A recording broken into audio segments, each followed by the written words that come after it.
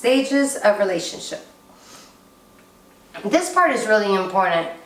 It's important to share that all relationships, or most relationships, go through 4 basic stages. We have the illusion stage, the disillusion stage, the confusion stage, and the conclusion stage. Please be aware that any chance that you get during these classes, you want to go ahead and ask your participants to read, or to let you know what they think. This is an experiential class. Truly important is for your participants to be thinking about what they experienced when they first met their partners. What was the illusion stage for them? All of a sudden, that becomes experiential. Right? They're inside their heads and they're thinking about how they felt. They're talking about it, but they're not just listening to you. And so I would start off with the illusion stage. When we first meet somebody, we're so excited. And open it up to the class. Can anybody tell us how that felt? You get information like, oh, it was like a honeymoon stage. Or this person was so perfect. He was so perfect. She was so perfect. The way she listened to me, the way he took care of me, he knew what to say during these situations. I love the way he dressed. I love the way she smelled. Whatever it might look like. And allow them to sort of get it out of them and share what it's like and feel what it's like. Remember, what we're trying to do here is to get those range of emotions, get people feeling and comfortable and safe and being able to speak in the class.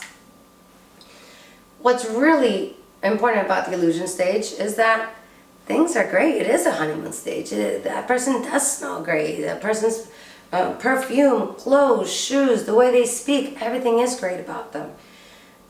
And when you think about it, what it is that we're looking for those things. We're looking for all these great things, and we find them. What happens, sometimes it can be within days, sometimes it could be months later, sometimes it could be years later. Who knows? But sometimes what we thought was going to happen doesn't happen. And then we're disappointed. Or what we thought wasn't going to happen does happen. And then we get disappointed and we get scared. So, all this time it's like, oh, he picked me up after work every day, and then one time he didn't show up. He always kept his commitments. She always called when she said she was going to call. And this person always smiled the first thing when they saw me. Those are all really important things, and then all of a sudden something turned, and we get scared, and we're like, wait, maybe this isn't the honeymoon I thought. Maybe this isn't the person I thought he, she, they were. We really need to think about what happens when the disappointment comes. So many people start becoming disillusioned. Maybe this isn't it. Oh my gosh, I don't really like the way this person cooks. I don't really like the way this person snores. Oh, look, and their shoes are scuffy. All of a sudden, we can find a number of things wrong with people. Why? Because we're all people. You can find a number of things wrong with anybody, with the most amazing person in the world. We're pieces of a puzzle. We're works in progress. The key thing about the disillusion stage is that when you're looking for something wrong, you can find something wrong. If you want to find it, you can find it. That's easy to do. And this happens in all types of relationships, whether it's a relationship, even a new job, a new apartment. You love everything about it, right? And then 2 days later you hear a train pass by. You don't like the train. Somebody's smoking outside. You don't like the cigarette smoke smell.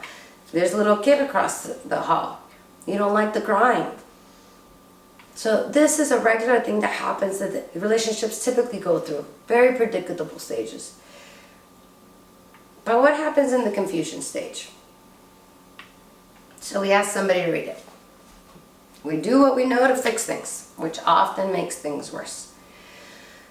right? So this is going back to, we're always going to go back to the levels of learning or forward to the relationship roadmap, but we're always linking the curriculum together. So confusion, we do what we know to fix it, right? So we get mad, or we get sad, or we stonewall, but what are we doing? We're taking from those tools that we once learned many, many years ago. We didn't even know that we still have those tools, but that's how we know to act toward things or behave because of how we feel. So there can be dirty fighting. You start giving the silent treatment because that's what you saw when you were a kid, but you're doing everything in your power. How do I make this right? You're doing everything in your power to make it right. And what eventually happens is you get to the conclusion stage. So what's going to happen after that? You get confused, you do all these things, you're trying to make it right, you're doing your best to get everything that you know out there to create a better relationship, to get it back to where it was or what you thought it was. So what happens? You can all of a sudden think it's the end of the intimacy. Think it's over. And you can definitely start again with somebody else and start again and go around and around in this revolving door. But you can also start anew with that person. Start new communication with that person. Get to know each other in a different way. Keep each other informed and let the other person know how you feel, where you're at, and hear where that person feels and where that person is at. And we can start anew together, where the foundation that allows for somebody to be creative, for somebody to take on challenges, for things like taking care of the house and having children and going on vacations and living this life where you have your partner with you can actually come true.